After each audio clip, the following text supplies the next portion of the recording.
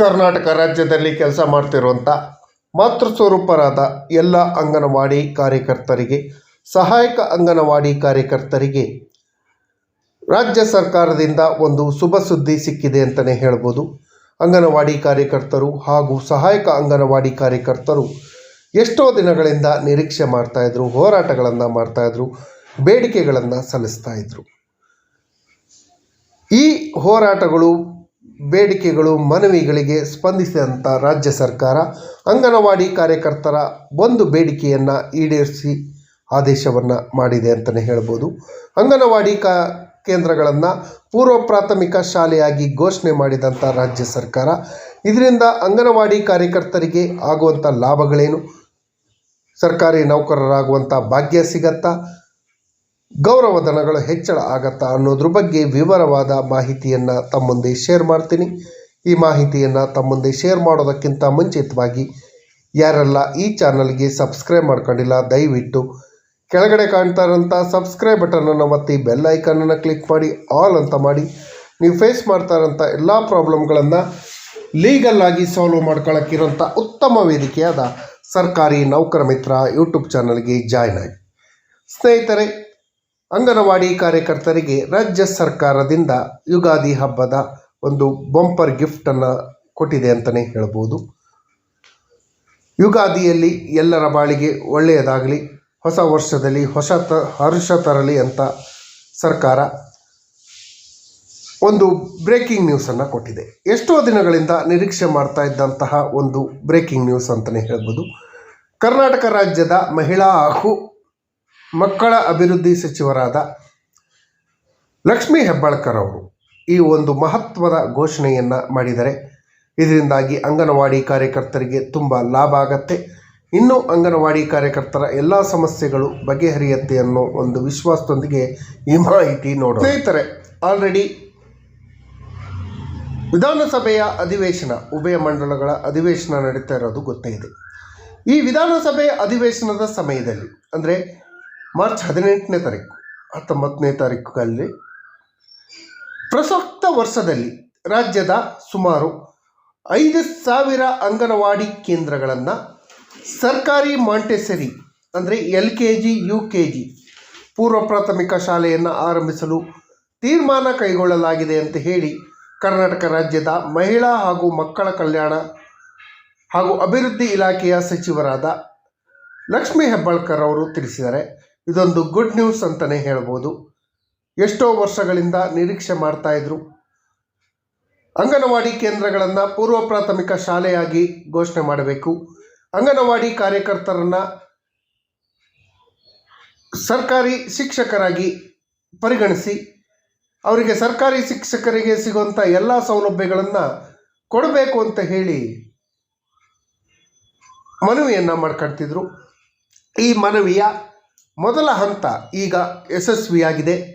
ಈ ವರ್ಷ ಸುಮಾರು 5,000 ಅಂಗನವಾಡಿಗಳನ್ನು ಸರ್ಕಾರಿ ಮಾಂಟೆಸರಿ LKG UKG ಪೂರ್ವ ಪ್ರಾಥಮಿಕ ಶಾಲೆಯಾಗಿ ಘೋಷಣೆ ಮಾಡೋದಾಗಿ ಸರ್ಕಾರವೇ ಘೋಷಣೆ ಮಾಡಿರೋದು ಒಂದು ಗುಡ್ ನ್ಯೂಸ್. ಮುಂದಿನ ದಿನಗಳಲ್ಲಿ ಇನ್ನೂ ಹೆಚ್ಚಿನ ರಾಜ್ಯದಲ್ಲಿರುವಂಥ ಪ್ರತಿಯೊಂದು ಅಂಗನವಾಡಿ ಕೇಂದ್ರಗಳು ಕೂಡ ಪೂರ್ವ ಪ್ರಾಥಮಿಕ ಶಾಲೆ ಆಗುವಂತಹ ಸಮಯ ಬರುತ್ತೆ.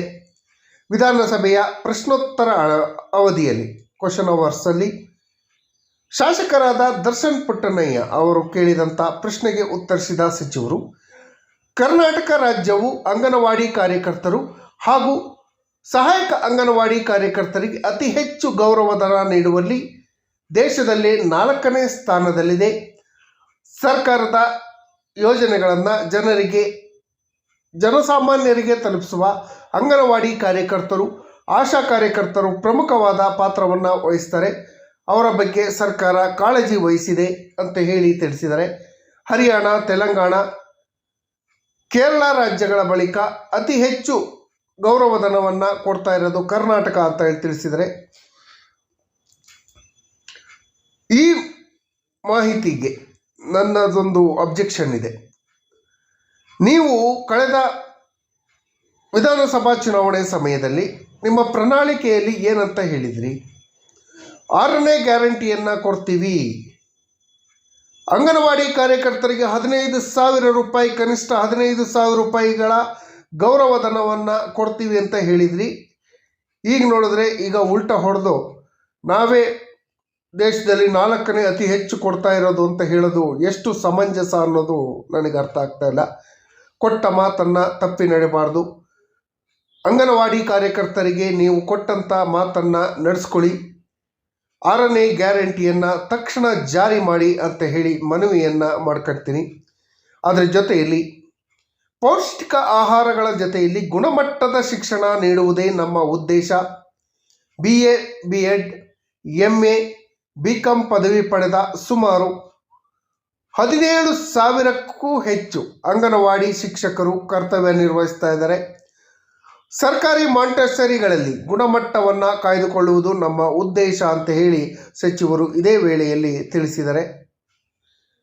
ಅದು ನಿಜನೇ.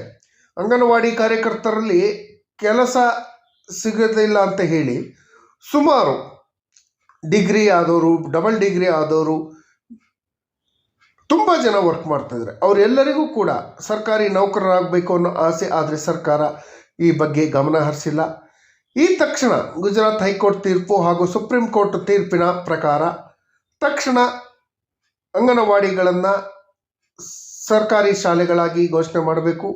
ಅದೇ ರೀತಿ ಅಂಗನವಾಡಿ ಕಾರ್ಯಕರ್ತರನ್ನು ಸರ್ಕಾರಿ ನೌಕರರಾಗಿ ಘೋಷಣೆ ಮಾಡಬೇಕು. ಅಂಗನವಾಡಿ ಕಾರ್ಯಕರ್ತರನ್ನು ಸಿ ದರ್ಜೆಯ ಸರ್ಕಾರಿ ನೌಕರರು, ಸಹಾಯಕ ಅಂಗನವಾಡಿ ಕಾರ್ಯಕರ್ತರನ್ನು ಡಿ ದರ್ಜೆ ಅಂಗನವಾಡಿ ಸಿ ದರ್ಜೆ ಸರ್ಕಾರಿ ನೌಕರರಾಗಿ ಘೋಷಣೆ ಮಾಡಿ ಅವರಿಗೆ ಎ ದರ್ಜೆಯಲ್ಲಿ ಹಾಗೂ ಸಿ ದರ್ಜೆಯಲ್ಲಿ ಏನು ಸಂಬಳವನ್ನು ಕೊಡ್ತಾರೆ, ಡಿ ದರ್ಜೆಯಲ್ಲಿ ಏನು ಸಂಬಳವನ್ನು ಕೊಡ್ತಾರೆ. ಉದಾಹರಣೆಗೆ ಸರ್ಕಾರಿ ನೌಕರರಾದ ಸಿ ದರ್ಜೆ ನೌಕರರಿಗೆ ಬೇಸಿಕ್ ಪೇ 34,400 ರೂಪಾಯಿ ಇದೆ. ಅದೇ ಸಿ ದರ್ಜೆಯ ನೌಕರರಿಗೆ 28,000 ರೂಪಾಯಿ ಬೇಸಿಕ್ ಇದೆ. ಬೇಸಿಕ್ಕು DA, TA, HRA ಎಲ್ಲ ಸೇರಿ ಇನ್ನೂ ಜಾಸ್ತಿ ಆಗುತ್ತೆ. ನಾವು ಅವೆಲ್ಲ ಏನು ಕೇಳ್ತಾ ಇಲ್ಲ, ಬೇಸಿಕ್ ಪೇನಾದರೂ ಕೊಡಿ ಅಂತ ಹೇಳಿ ಮನವಿಯನ್ನು ಮಾಡ್ಕೊಳ್ತೀವಿ. ಕೇಂದ್ರ ಸರ್ಕಾರದ ಬಗ್ಗೆ ತಿಳಿಸ್ತಾ ಅಂಗನವಾಡಿ ಕಾರ್ಯಕರ್ತರಿಗೆ ಕೇಂದ್ರ ಸರ್ಕಾರ 2,700 ರೂಪಾಯಿ ಗೌರವಧನವನ್ನು ಪಾವತಿಸಿದರೆ ಉಳಿದ 9,800 ರೂಪಾಯಿಯನ್ನು ರಾಜ್ಯ ಸರ್ಕಾರ ಭರಿಸ್ತಾ ಇದೆ ಅಂತ ಹೇಳಿ ತಿಳಿಸಿದರೆ ಇದು ಸತ್ಯವಾದ ಮಾತೆ.